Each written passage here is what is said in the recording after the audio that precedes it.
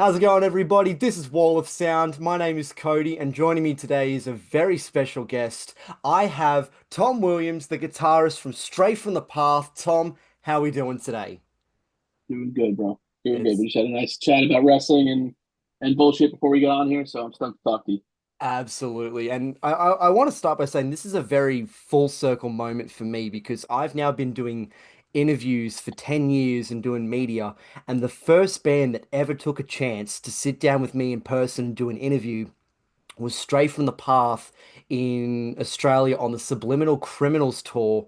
You sat down with me in a Mm. bar, and that was the first ever interview I got to do in person. So this is a very full circle moment. So thank you for getting my journey underway, and I'm so glad we've been able to meet back up on this path.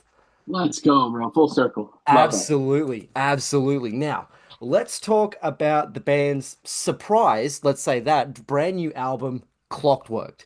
It came out of absolutely nowhere. There were some slight teasers, you were throwing some records away at Slam Dunk Festival, but the band just went, here's an album, bang, here it is for everybody. Where did that come from? Because a lot of bands take massive risks when they just decide to go, boom, here's a record, no PR, no lead up. It's in your hands. Let's go. So, oh man, I don't know where to start. Again, I'm New York, I'm Italian at the same time. So stop me if I don't shut the fuck up. So Understand? so there's a couple things that led into it. So I love I love the video game Metal Gear Solid. Okay. You didn't think I was gonna start there. But I remember they remastered Snake Eater for PS5, Hmm. and I saw the trailer for it, and I'm fucking stoked. And at the end of it, this I saw this in 2024, and like at the end of it, it says coming 2025, and I'm just like, I had to wait a fucking year for this. Like this was so wet. And then very shortly, right after, I also liked the show Squid Game on Netflix, and I watched the trailer for season 2, and then it was like coming December 26th, and I was like, that's next week. I was like, let's fucking go. And then what was cool was, so then the show came out, and then they started their press then. And like then you see them answering questions about the episodes. Like, so you get to hear the press answer questions for something that you got to already enjoy and watch. And I did that. I watched the show 3 times through. I love that. And I also manage bands for a living. So and every band puts out a record different than the one before it. And like two things that came to mind was so I work for Counterparts, and Counterparts surprise released their last EP, Heaven Let Them Die, and that one was a full surprise. So for Stray, like we I wanted it to be that you woke up and saw there's a new Stray record, and then you could go to your record store and buy it that day. You could order it online, and it ships immediately. And so we talked about it. Like, so anyway, what happened was, a week beforehand, the record stores are starting to leak it because record stores would start having it for pre-sale. People are like, "What is this?" Right? So people They started talking. arrived. The Yeah. real the real surprise for us was announcing that it was our final record. Right? So like for Counterparts, we didn't put the record in stores. We didn't fucking tell anybody. We didn't upload it to like digital until 2 days beforehand. So it was like a full surprise. And when we release a record, I like to look at what people are talking about, Instagram and Reddit and whatever, and just because I care about how people are consuming this music, right? Mhm. And everyone was fucking thrilled that you could just listen to it right away, and you didn't have to wait. And they hate I pre-orders. have to agree to note that I just woke up and it's like, new album notification, Clockworked. I was like, oh, oh, this is fantastic. That's what I'm trying to harness right there. It's like that's fucking a fun, exciting way. Instead of like, here's the first single, people are excited. Here's the second single, all Yeah. right, doesn't do as Just good as the drag first, it and then out. here's the third single, doesn't do as good as the second, and then it's just like by the time it comes out, you've heard 30-40% of it, and it's not fun. So We, another band we, I manage is the band Landmarks, and for them, their record we had to roll out in certain ways because they're still new to America, and we had an American tour, so we wanted to have singles out for that. When the record wasn't coming out until the end of April, so we had 3 or 4 singles out before that, and people didn't like that they heard 40% of the record before it came out, yeah. right? So like again, we had our reasons for doing that, but they don't care, right? So I look at that like they're frustrated with waiting for records and getting this like small little doses They just want it. When you watch a show on Netflix or Hulu or whatever the fuck you watch shows on, isn't it great when they give you the entire season and you It's watch just it at there, your no speed? waiting. And it's just And waiting, no there, waiting. And there, you know there, what else sucks? Sorry, continue. there was another band there that you also managed that. And I want to apologize on behalf of Australia for leaking this one, but there was the new Poison the Well stuff that we happened to post on that. We posted that Yeah, online, and I was yeah, no. hearing you talk about it, and you were, and as you said, you were fucking pissed. I was so pissed, but honestly, that's that was something I learned is that how because Australia drives me nuts. I'll tell you that much. Because what they do is they start posting about it because they get it first. So Hmm. like so now I start doing time releases for all my shit, because now you're gonna find out at 10 a.m. Eastern, and you may be fucking asleep, so you're finding out last now. But no, for Poison the Well, it was different because they haven't put out music in 15 years, and they were so excited, and everyone's like, "Fuck!" Everyone's talking It about would it. Like benefit from more of a surprise to Trust Skills actually come on. posting about it, Lamb Goat is posting about it. And we're just like, "Fuck!" Like, I wish we got to do it our way. So for Counterparts, it was a timed release.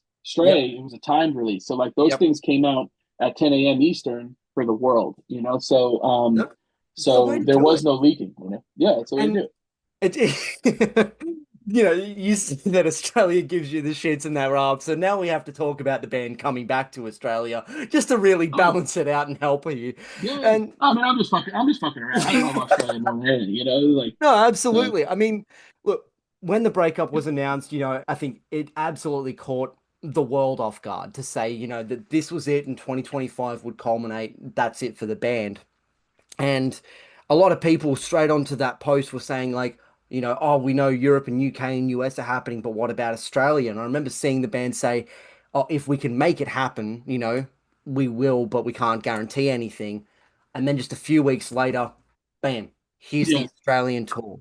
And being the it's crazy. band's manager, was it genuinely this sort of thing of like this is going to be unfeasible, we can't make this work, or was there just mayhem behind the scenes to just go, let's just try and make dates happen and hope for the best? Yeah, so I mean, we did that tour in 2023 with In Heart's Wake, and before that, like we did okay in Australia, but it was never like, oh fuck, Australia loves Stray, right? It was always like, yeah, we do pretty good there. It's fun, whatever. Um, it was actually the last thing we did in 2020 was we did a The tour with headliner Kublai Khan. Kublai Khan and we did like Unified Festival or Unify, whatever it was called. Yep. Um, and like those went well, but we're playing like 300, 400 cat rooms, and like it was good, right? But it wasn't something that like, hey, we only have a certain amount of time. Like if it was like that now, how it was back then, we probably wouldn't have made time.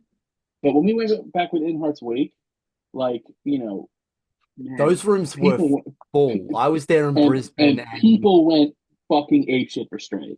And like so it was like I don't know, we weren't expecting that. Like so for those shows, we went with just the four of us. I was selling merch myself, you and were. like I remember Sydney was the first show, and man, we sold every piece of merch we had with us before we played. It was fucking nuts, and like our show was ridiculous. Like put it up there with like London and Germany or wherever else we do well. Those underworld And so shows. yeah, I mean, it smoked the underworld shows, dude. Like some of the crazy shit. Like that show in Sydney was nuts. The show in Melbourne was nuts. Brisbane was ridiculous. Like so, we were so surprised by it.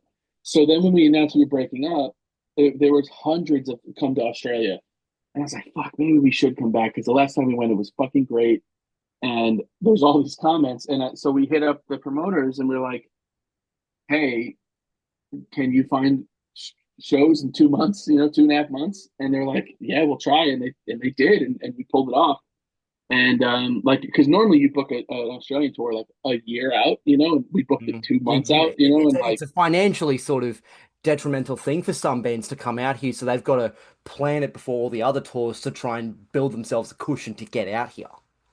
correct, correct. Yeah. So like, anyway, thankful it happened. And yeah, like the shows are going to shape up to be pretty, pretty crazy. So Yeah, tickets seem to be moving extremely quickly for those shows. So, little bit of, I guess, yeah, promo here. If you're thinking about getting a ticket, definitely do it. This is the final Absolutely. time, and they are selling quickly. I want to Correct. quickly go back to the record for two things here. You mentioned Metal Gear Solid at the start of the video, and I think you know where I'm going with this. Shot Caller is, I think, one of the strongest songs that Stray has ever released. The energy on that track from all of you is insanity. And you were talking to Craig on the Downbeat podcast about the chaff grenade and using that. Mhm. It's like I can't find anything that sounds like it, so we're just going to put the grenade in there and we're just going to deal with it. Did that just come, I guess, from like hearing the announcement of the game, going back and going, oh, I love that sound. Do you reckon I could sneak that into a song somewhere? Like, No, where did the idea of we that come from? we had that in the song.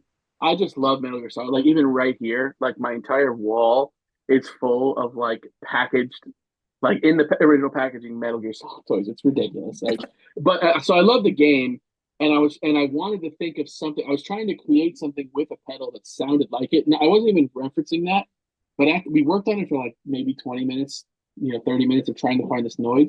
I was like, I wanted to sound like this, like computer breaking down thing, and I was like, almost like a chaff grenade from that. And then Will, who hasn't played, um, he hasn't played the game.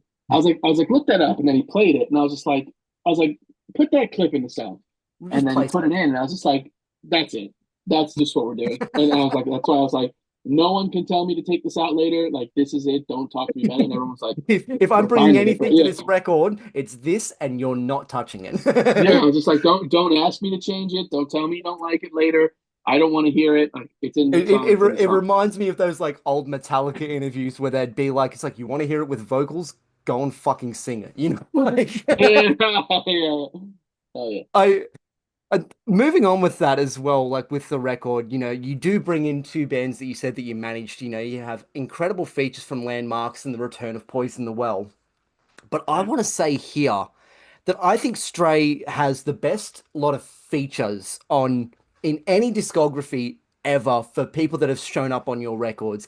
Jesse from Stick to Your Guns, Matt from Kublai, Brian from Knocked Loose, Keith from Every Time, Sam from Architects, Rue from Enter Shikari, Jason from Let Live. Like the list is intense. Yeah.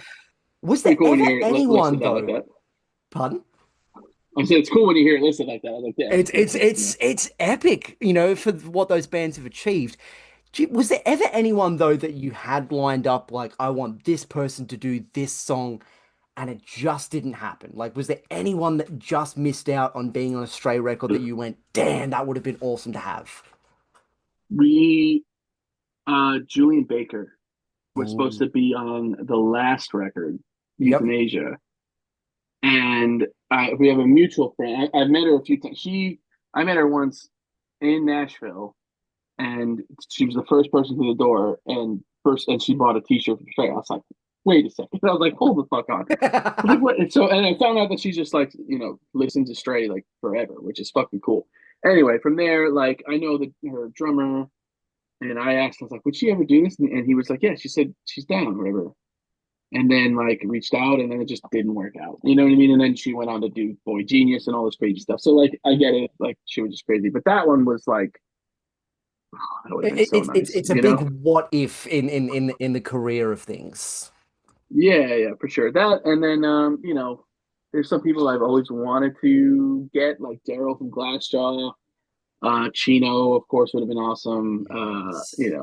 And then we've never even tried, but like Zach, Zach would be fucking Yeah, that would I feel like would have been the ultimate. That's it, we're done. It yeah. doesn't I get just think any better than this. we sound too much like Rage, so I don't think he'd want to do it. I think if he's ever trying to do something like um like last I see, like he's done the Run the Jewels features, which are like all time all time features. Hmm. And then like the last I saw that he's playing like a flamenco style guitar, like singing with like a mariachi band. You know what I mean? So like he doesn't want to do anything like Rage. So I think even if we did try, he would have said no. Yeah, the timing wouldn't. Well, maybe down the line somewhere you and Tom can do a little guitar duel or something like that. I think that'd be awesome. Maybe I think Tom would hate us too, honestly, because it's like because I jack so much of his tricks, and it's, I feel like if I ever hear people jack my shit, I'm like I give a little bit of a because I get annoyed of just like Yeah, I don't know. I It's could like, just come see the on, people try being and do something territorial. different, you They'll know? just be territorial of their stuff, and I'm guilty of that too. So I feel like if Tom heard Stray, he'd be like, Absolutely. "Cool, yeah." Who Now, did he listen to when he was a kid? You know? But I don't have it. I don't give a fuck. Whatever. I mean, yeah, I hear the influence, but I wouldn't say it's like, I hear the influence. There are some people that are just copy paste. For you, it's like, Yeah, okay, let's amend this, and it's like pay tribute, but not it replicate. always pisses me off where they're like, oh, a rage worship band, a rage tribute band, and I'm like, No. listen to Guillotine. Like, what rage song does that sound like? Listen to Fuck Them All to Hell. What rage song does that sound like? Exactly. You know what I mean? So like I'm just like, you don't even like rage, bro, and Yeah, you don't even exactly. listen to the lyrics. You So just like, you fuck just know yourself. killing in the name and all of that, and it's like you don't know Correct. the yeah. Let's deep dive here, and you won't hear the similarities. Now, Yeah. before like I would say you're a man of culture. Before we started this interview, you noticed my t-shirt, Speedball Mike Bailey, wrestling fan. Known that about you for a very long time. We've had some interesting conversations online about wrestling and ice hockey. And with the band, wrapping up, I don't want to sit here and be like, oh, so what's next for Tom? Like, because that's your life to live, But going in more of a wrestling side of things, the band you're the one concurrent member from the band's inception to now. There have been tremendous highs and lows in any career of a band. There have been moments that you've missed and moments that you've got to have. Given the opportunity, the final note rings out, final song, and someone comes up to you and says, you could wake up tomorrow, lace up your boots again, and do it, run it back. If you're given that opportunity to run it back and do it all again, is that something you'd do in a heartbeat? It's not like a do I regret anything question. No, it's more so like if you were to just sort of relive it, everything that Stray's done, you get to just wake up tomorrow and just do it all again. Just do it all again, no Mm. consequence. Yeah, if I'm 18, yeah, fuck yeah. Like I it's just tough doing it at 38, dude. Like, man, Mm. even we just did the summer tour, and it's grueling, man. Like, I wake up, my back hurts. You know what I mean? Like, it's Yeah. so that's the thing. Is like, I just felt like I'm soon not going to be able to give it 100%, and I just don't. And I've never known that. So when I felt that about myself, because what do people listen to? They listen to their head, they listen to their heart, right? My head says it's over, right? My heart says it's never over, right? So Yeah. you're constantly fighting with that, and you know, it's. I started leaning towards what my head was saying, and I was just like, I just don't want it to be where I do a record half-assed or do a tour half-assed, and I just don't want to do that. And I felt it going that way, and and again, it's not only just me, but the other guys have things in their lives that they should go nurture, and I want them to do that too, just as much as I want to go do that with my career or my family, and so yeah, like again, like I wouldn't change a thing that we did. I'm proud of everything. I think we're leaving on the last two records are our best, and I don't want to wait for us to put out one worse than these last two. Don't I want to don't do want it to for wait. just the I sake of don't want doing to it. wait for like that experience you had at our last Brisbane show. I don't want that to go backwards. You know what I mean? I want to leave on top. If, On our version of top. if the bar is that high and it can only go down from here, why let it go down? Look, do I want to be fucking Goldberg going to face the Fiend? Do I want to be Shawn Michaels tagging against fucking The Brothers of whoever? Like, I Destruction. don't want to do that. But I mean, if I have a chance to do Stone Cold Steve Austin versus Kevin Owens one day, maybe I'll do it. You know what I mean? I don't know. Like again, like we're all If the right opportunity presents itself, something could happen. But right now, it's if I correct. can't Yeah, give it I'm 100%, don't. I'm look. Bret Hart came back. CM Punk came back. Like I'm not saying we're not. I mean, but I'm definitely not trying to do the fucking. We broke up. Here's the reunion tour 3 years later. I No. have zero interest in that. But like, I don't like. I was talking about this previously.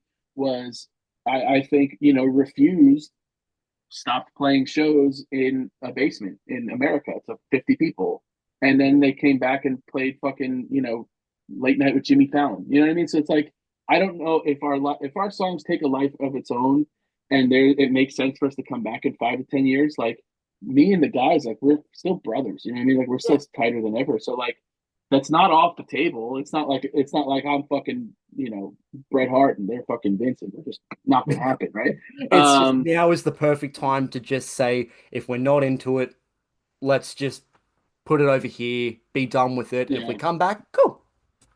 I don't know. Yeah, and honestly, no matter what, like if our band doesn't take a life of its own and it doesn't blow up from here, and like I don't care. I think we'll be a band that people talk about, and we made music that if people discover it in 10, 15 years and they're stoked by it, fuck yeah, cool. If it doesn't need to go beyond that. Our band still lives forever. We're just It not going to go touring absolutely anymore. I does. have no interest in touring anymore. Touring is really hard. I'm interested in being home. I'm It interested. abs I'm interested in never having to leave my house for 30 days again. I You mean, know what I look, mean? So look at The Office. Like I correct. can Yeah, my understand. office here. I got two fucking kids. I got a wife of 20 years. Like I want to just be home. You know what No, I mean? And definitely. and my other guys got stuff that they're good at. Whether it's writing movies and or podcasts or whatever. Like I want them to go do that too because they deserve that just as much as I do. 1,000%. Well, I wish you the best of luck for the final tour across Europe, across US, and when you're in Australia in a couple weeks. We can't wait to see you, and I'm very excited to see and chat with you guys again. So thank you for having a chat with us today, and thank you for the last 2 decades of the most emotionally, politically charged music that has changed my life for the better. So thank you for everything, Tom. We Fuck can't yeah, wait to see Cody. you Thank you soon. so much. Fuck yeah, thank you.